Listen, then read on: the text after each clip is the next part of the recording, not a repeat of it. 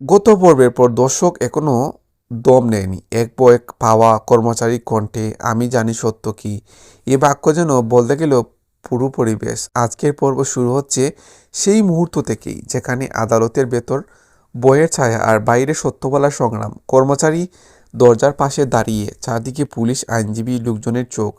সে একবার আদালতের দিকে তাকায়, আবার নিচে তাকায়। মুখ শুকনো, কণ্ঠ কাঁপছে, পারুল চোখ ভিজিয়ে তাকিয়ে আছে।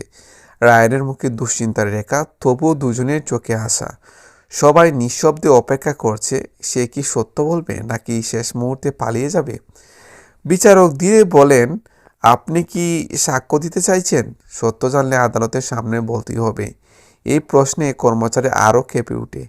তার হাত দুটো মুঠো বাঁধা, মনে হচ্ছে সে নিজের ভেতর নিজেই লড়ছে। অবশেষে সে এগিয়ে এসে তার প্রতিটি পদক্ষেপে উত্তেজনা বেড়ে যায়। সে গলায় জমে থাকা কণ্ঠ পরিষ্কার করে বলতে শুরু করে, হে মাই লর্ড, আমি সব জানি। অবশেষে সে এগিয়ে আসে, তার প্রতিটি পদক্ষেপ উত্তেজনা বেড়ে যায়। সে গলায় জমে থাকা কণ্ঠ পরিষ্কার করে বলতে শুরু করে, হে মাই লর্ড, আমি সব জানি। কিন্তু এতদিন বয়ে বলতে পারিনি। কোম্পানির ভেতর যা চলছিল তা ফারুল বা রায়ান কেউ করেনি। সব কিছু তাদের বিরুদ্ধে সাজানো হয়েছিল। এই কথায় পুরো ঘর বিস্ফোরিত প্রতিক্রিয়া। কেউ অসন্তুষ্ট, কেউ বিস্মিত, কেউ স্বস্তির নিঃশ্বাস ফেলে। পারুলের চোখ জলে ভিজে উঠে। রায়ান মুখ বন্ধ করে নিজেকে সামলায়। সাক্ষী আরও বলতে থাকে, আমাকে বলা হয়েছিল সত্য লুকাতে, চাকরি হারানোর ভয় দেখানো হয়েছিল, কিন্তু আমি জানতাম পারুল আর রায়ান নির্দোষ। ওরা কাজটাই বেশ করেছে, সম্পর্ক ব্যবহার করেনি কখনো। সবার চোখ কর্মচারীর দিকে। ঘরের বাতাসে যেন স্বস্তির ছোঁয়া লাগে। হ্যাঁ, কিন্তু ঠিক তখনই দুজন আইনজীবী উঠে দাঁড়িয়ে আপত্তি জানায়, এই সাক্ষী বিশ্বাসযোগ্য নয়। কেন এতদিন চুপ ছিল, এখন এসে নাটক করছে? আদালতে আবারও উত্তেজনা ছড়িয়ে পড়ে। বিচারক কঠিন দৃষ্টিতে বলেন, আপনি গ্রহণ করা হলো। বিচারক কঠিন দৃষ্টিতে বলেন, আপত্তি গ্রহণ করা হলো, কিন্তু সাক্ষী যা বলছে তা যাচাই না করে আমি সিদ্ধান্ত দেব না। তারপর বিচারক কর্মচারীকে বলেন, আপনি কি প্রমাণ দিতে পারবেন যে অভিযোগগুলো সাজানো?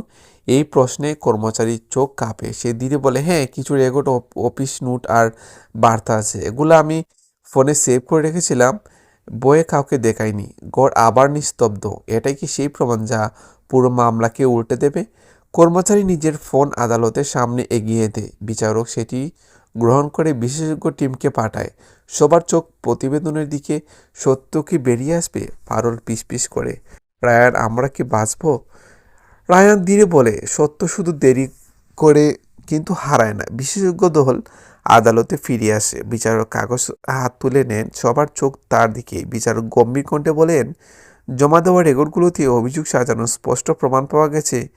কে করেছে, কেন করেছে, সব কিছু নথিতে রয়েছে। পুরো ঘর স্তব্ধ। পারুল, রায়ান একে অপরের হাত ধরে ফেলে। কিন্তু বিচারক এখানেই থেমে যান না।